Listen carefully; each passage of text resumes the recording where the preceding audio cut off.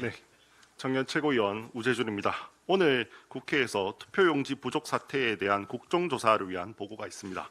철저한 진상조사가 되어야 할 것이며 단지 일회성 조사와 처벌로 끝나지 않고 선관위에 대한 정기적인 외부 감사권이 반드시 제도상 확보되어야 할 것입니다. 6.3 지방선거가 끝났습니다. 평가에 대해서는 분분한 것 같습니다. 12대 4라는 광역단체장 선거의 결과가 우리가 패배라고 볼 수도 있고 정말 어려운 상황 속에서도 그래도 선방했다라고 평가하시는 분도 있으신 것 같습니다. 그 과정 속에서 우리 지도부가 얼마나 역할을 했는가, 도움을 줬는가, 오히려 부담을 줬는가라는 부분도 여러 가지 평가가 있는 것 같습니다. 개인적으로 이 선거 과정을 지켜보면서 그리고 우리 지도부 안에 있으면서 우리 지도부의 일원들 한 명 한 명 정말 열심히 했다고 생각합니다. 정말 어려운 상황 속에서 개인적으로는 너무나도 열심히 해주셨다고 저는 그렇게 생각합니다. 그럼에도 불구하고 우리 낙선한 우리 동지들이 많은 사람들이 또한 원망하고 있는 사람들도 많은 것도 현실입니다. 그렇다면 우리 지도부가 지금 이 선거 결과에 대한 평가와 책임을 회피하지는 않아야 한다고 생각을 합니다. 우리 지도부의 임기는 원래 내년 8월까지입니다. 그러면 그 다음 총선을 준비하기 위한 시간은 8개월밖에 없습니다. 실질적으로 공천까지 기간을 합치면 6개월 정도밖에 되지 않습니다. 그러면 다음 지도부는 총선을 준비하기가 굉장히 어렵습니다. 인재를 발굴하고 조직을 정비하고 정책을 개발하고 이렇게 할 시간이 너무나도 없습니다. 다음 총선 정말 중요합니다. 오히려 저는 지금 대한민국에서 가장 중요한 선거가 다음 총선이 될 거라고 생각합니다. 민주당이 오랫동안 너무나도 오랫동안 과반 의석을 차지하면서 자행한 수많은 악법들 그것들을 되돌리려면 다음 총선 우리 반드시 승리해야 됩니다. 그러면 다음 지도부가 잘 들어와서 다음 총선을 잘 준비할 수 있게 우리 지도부는 이제 다음 지도부를 위한 미래를 열어줘야 한다고 생각합니다. 물론 저는 우리 지도부에 대해서 응원하는 우리 시민들, 우리 국민들, 당원들 많다는 거 알고 있습니다. 특히나 우리 장동혁 대표님을 좋아하는 그런 당원들 많다는 것 알고 있습니다. 그렇다면 차라리 다시 우리가 전당대회를 열어서 재선거를 통해서 다시 출마를 하셔서 다시 평가를 받으셔야 됩니다. 그래야지만 불만이 있는 당원들도 승복하고 우리가 다시 하나 되어서 갈 수 있습니다. 그렇기 때문에 저는 우리 지도부에 정식으로 제안합니다. 우리 모두 사퇴했으면 좋겠습니다. 그리고 다음 지도부를 위해서 미래를 열어줬으면 좋겠습니다. 이상입니다.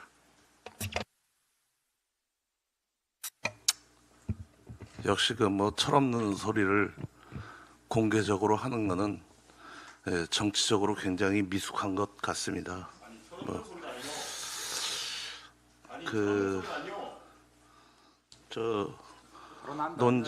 논쟁은 이따가 합시다. 그리고 단둘이 조용히 합시다. 요즘 넷플릭스에서 유행하고 있는 Teach Your Lesson이라는 드라마가 있습니다. 학교 폭력을 소재로 다루고 있습니다. 직역하면 따끔하게 혼내주겠다입니다. 따끔하게 혼나야 할 사람이 많은 세상이긴 합니다. 우리나라 제목으로는 참교육입니다. 제가 굳이 영어 표현을 쓴 이유는 참교육, 정의, 진실, 신뢰, 공정 이런 단어를 입에 달고 사는 분들 중에 실제 제대로 상당 기간 실천하고 계신다고 인정할 만한 분들을 불행하게도 아직까지 못 만났기 때문입니다. 학교 폭력을 소재로 한 영화와 드라마가 지금까지 꽤 많이 있었습니다. 언제부터인지 학교에서의 집단 폭력이 우리 주변에 흔히 있는 일이 되었고 폭력자를 응징하는 드라마상의 결말에 위로를 받기 때문이 아닐까 생각합니다. 하지만 현실에서는 과거의 끔찍한 상처를 안고 살아가는 아픈 삶이 대부분입니다. 이건 저만의 생각인지도 모르겠습니다. 저 역시 집단 폭력은 아니어도 학창시절 폭력의 피해자이기에 좀 우월적 지위에 있다고 약자를 짓밟는 강자의 오만함에 대해 생리적으로 분노하는지도 모르겠습니다.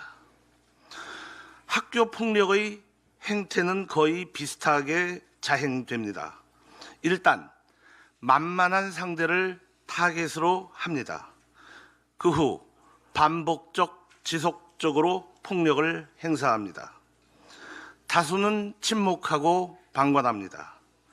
그런데 진짜 더 큰 상처가 되는 건 잘 보이려고 앞장서는 일부의 촉새들입니다. 그런데 그들은 더 센 상대는 건드리지 못합니다. 폭력 행사자들은 이렇게 주장합니다. 우리가 있어서 교실의 평화가 유지된다. 학폭만 있는 건 아닙니다. 사회에도 집단 폭력이 있습니다. 특히 정치권은 집단 폭력이 일어나기 좋은 공간입니다. 학교 폭력은 수단이 주먹입니다. 하지만 정치권의 집단 폭력 수단은 글과 말입니다. 주먹보다 더 아프고 더 오래도록 상처가 되는 폭력 수단이 글과 말입니다. 글과 말을 다루고 계신 분들이 곰곰이 생각해 보셨으면 합니다. 우리가 그렇게 분노하고 비판하는 학교 폭력과 유사한 형태의 집단 폭력에 혹시 내가 의식 또는 무의식 중에 가담하고 있는 건 아닌지, 학교 폭력 행사자들이 우리가 있어서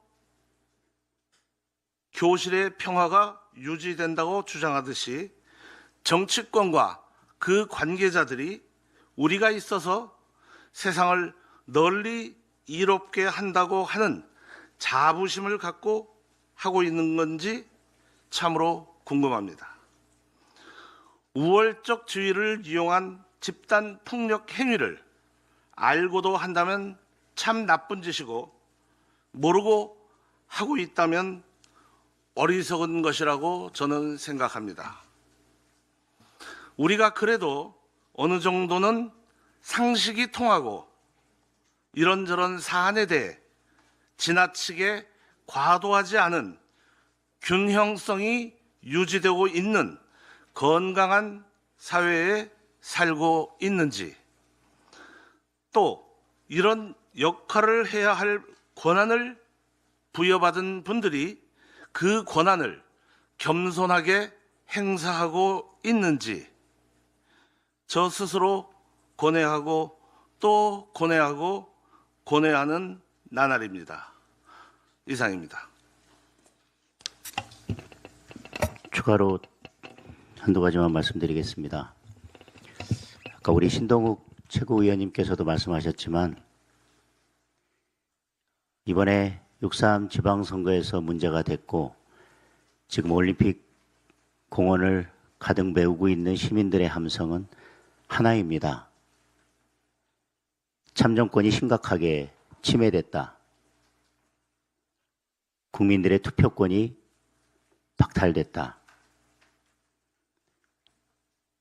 민주주의의 꽃은 선거인데 선거에서 이런 일이 일어나는 것은 있을 수 없는 일이다. 반드시 이를 정상적으로 되돌려야 한다는 목소리 하나일 것입니다. 누가 뭐라고 하든 시민들이 바라보는 현상은 한 가지입니다. 투표용지 부족 사태. 시민들은 거기에 여러 이름을 붙일 수 있습니다. 그런데 시민들이 어떤 이름을 붙였는지를 가지고 이 사태의 본질을 흐리려고 하거나 시민들이 붙인 이름을 가지고 그분들의 분노나 순수한 열정 그리고 민주주의를 지키겠다는 그 마음을 폄훼하려는 의도는 저는 용납될 수 없다고 생각합니다. 이 투표용지 부족 사태에 대해서 대통령도 총리도 민주당도 심각한 문제로 인식하고 있습니다. 심각한 문제로 인식하고 있다면 이 문제를 해결하는 것이 정치, 여야, 언론 사회 모든 분야에서 그리고 모든 국민들이 함께 힘을 모아야 될 것입니다.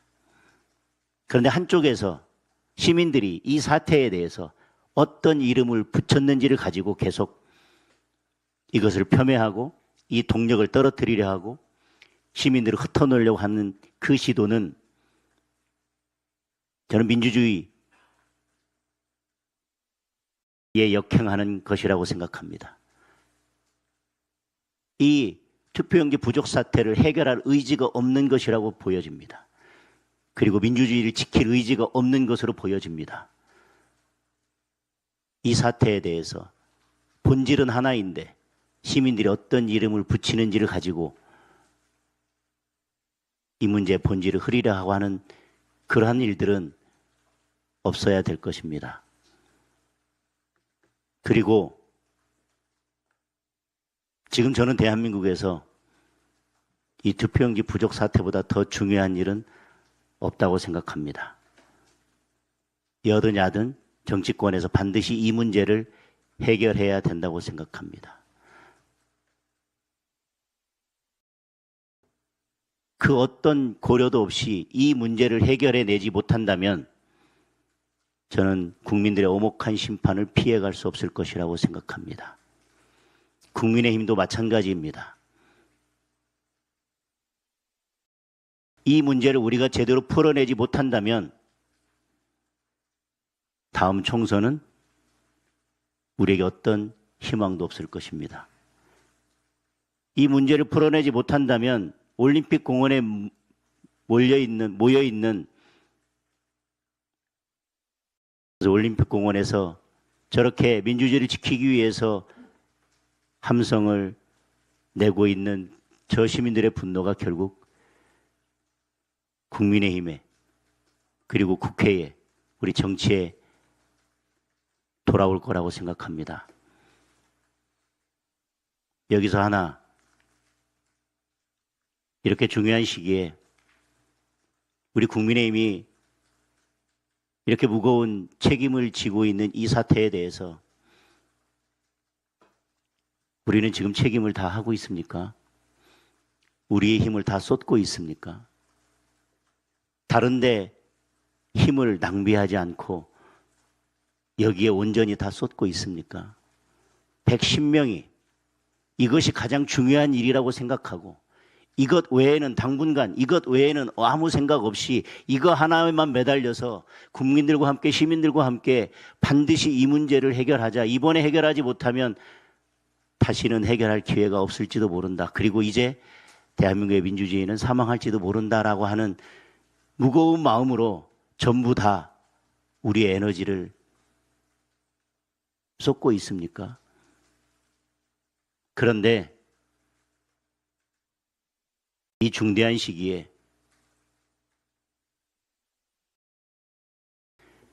지금 당내에서 분출되는 여러 목소리를 담아서 그 이슈로 간다면 우리는 정기국회 전까지 이 문제에 대해서 어떤 해결책도 내놓지 못하고 우리 당은 결국 우리 당내 문제로 매몰되게 될 것입니다. 그 문제와 그 문제는 다른 문제라고 계속 말씀하시지만 분명 나타나는 현상과 결과는 불을 보듯 뻔합니다. 내 의원님들의 목소리 듣고 있습니다. 그것이 언론을 통해서 어떻게 변형되든지 언론의 보도도 다 보고 있습니다. 당원들의 목소리도 듣고 있습니다. 당원들의 목소리에 따라서 당원들이 뽑아준 당 지도부는 당을 위한 최선의 결정을 언제든지 저는 할 준비가 되어 있다고 생각합니다. 다른 최고위원님들과 논의하지 않았지만 저는 다른 최고위원님들도 똑같은 마음을 가지고 계시다고 생각합니다.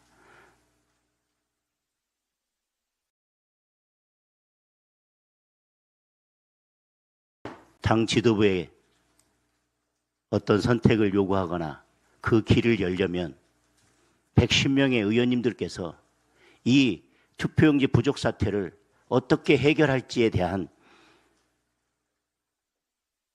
답을 먼저 주셔야 된다고 생각합니다. 합니다. 저도 한마디만 더 하겠습니다. 네. 네, 아니 한마디만 더 하겠습니다. 여기 지금 그 국민 참정권 투표 문제가 있는데요. 여기 참정권은 국민들께서 투표하시고 그 투표로 의사표시를 하신 겁니다. 마찬가지로 당에도 당원 참정권이 있습니다. 당원들께서 지금 2년 임기 기간을 아시고 투표를 했습니다. 여기에 그 제가 이 참 부끄러운 장면이 지금 송출되었기 때문에 이 말씀은 드려야 될 것 같은데요. 국민의힘 최고위원 회의 하기 전에 비공개 회의가 있습니다. 방금 같은 안건들은 비공개 회의에 참석해서 이야기하셔야죠. 왜 비공개 회의 단 한 번도 제대로 참석하시지 않는 분들께서 여기에서 당이 아니라 개인의 계파를 위해 뛰려고 합니까? 국민이 뽑아줬으면 국회의원들은 국민들을 위해서 일하시고요. 그리고 지도부는 당원이 뽑아주셨으면 당원을 위해서 일하시기 바랍니다. 이상입니다.